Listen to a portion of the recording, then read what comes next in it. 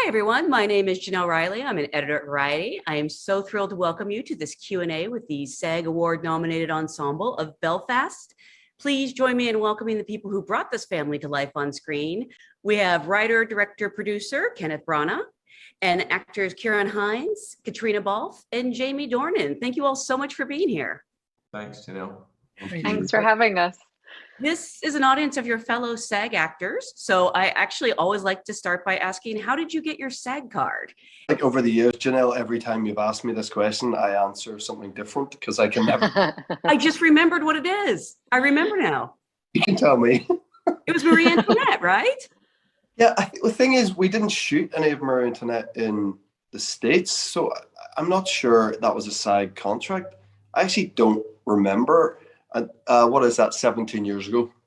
I think I got it previous to that for a commercial that I'd done for like Levi's or something way back in the day, like, probably 19 years ago, probably. But I don't know, and I'll give you a different answer next time. Please. You can just make something up. It's always entertaining. Yes. I do want to let people know, though, that you are in SAG. So Really paid up member, yeah. I always need a bit of a nudge when those dues come in, and then I'm like, oh, yeah, there we go. Jamie, for you, I think there should be a new rule where you're required to sing in every film. Aside from that, what attracted you to the role of Pa? Just the singing, really. It was.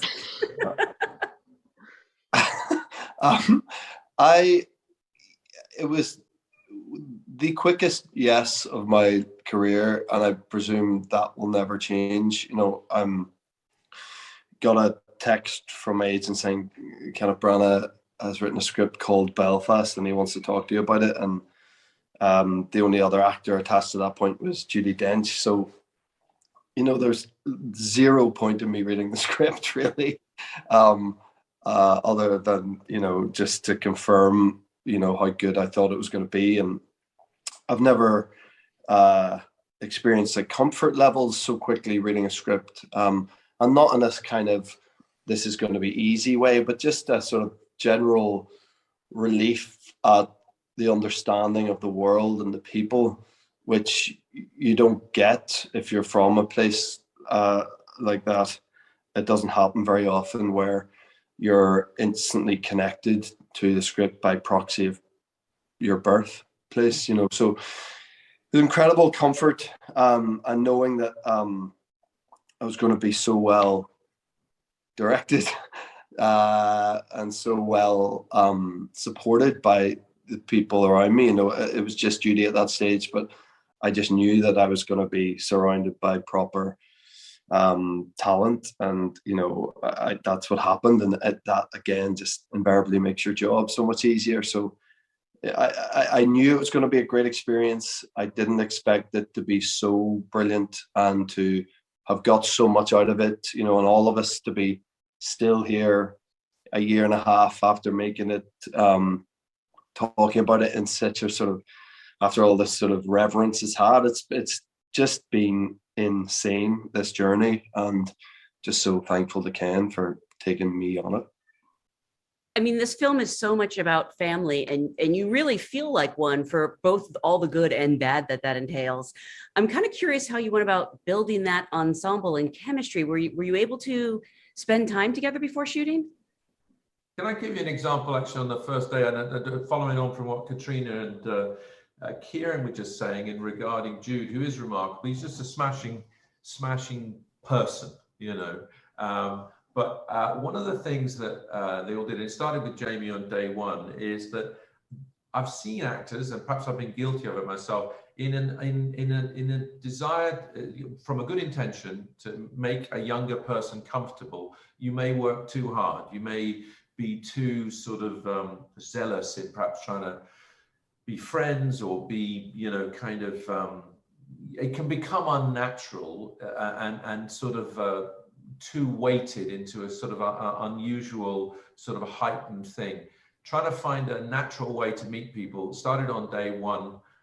We had some rehearsals and they were very natural, but with Jamie and Jude on day one, they ended up doing, although relatively short pieces scenes, they were quite important, which I'm sure, and I know Jamie knew, and Jude may well have understood absolutely perfectly. But I just sensed that the relationship between them had a natural quality. And when I was looking at them for the first, I didn't see anything kind of falsely matey from Jamie, or trying to suddenly be his new best friend, or you know, surrogate dad. It was like watching two guys who, I don't know what happened. Maybe you'd had lots of time with them, Jamie, I don't know, but it seemed like on the first day that there was a sort of naturalness, and didn't suddenly make me feel that Jude is like 10 years old going on 50, but just there was something simple and about it. What was it like for you, Jamie, with him on the first day?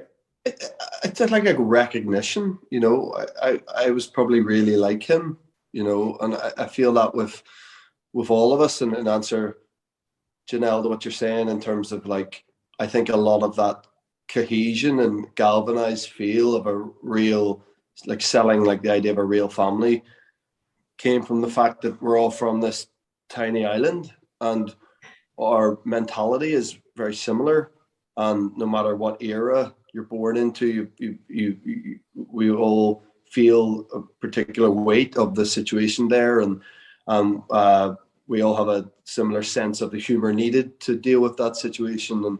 And I relax in any environment. I instantly relax when I hear an Irish accent. I just do, no matter where I am in the world. I know people who are the other way, and I know friends who will be away somewhere and they'll hear people, particularly from the north, and they'll be like, Jesus, no, you know, guys, keep your voice.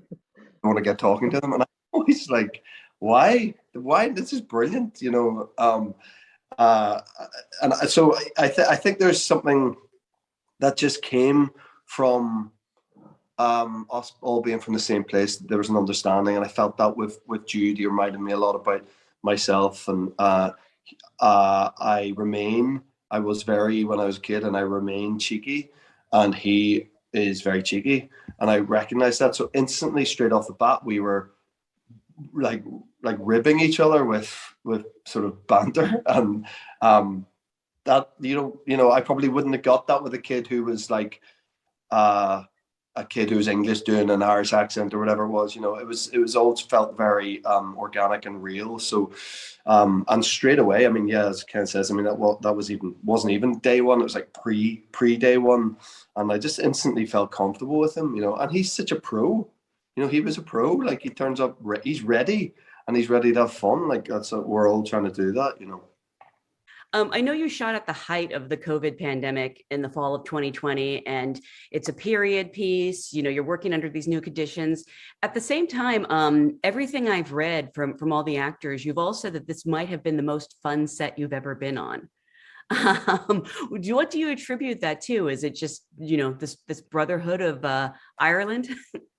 Jamie, for you? Yeah, all stems with Ken, and you know, it blows my mind how big the job can be, and how unorganized and chaotic it can be. I will never come to terms with it. I've been on all kinds of size sets where no one has a clue what's going on. It's truly terrifying. And I've never been on a set that is so meticulously planned and organized, despite being in the middle of a pandemic and all these unusual protocols we were having to do, and the whole crew were having to do, and like a one-way system through the set and only one department on at each time. It should have, because it was unknown territory, it should have lent itself to a bit of mayhem.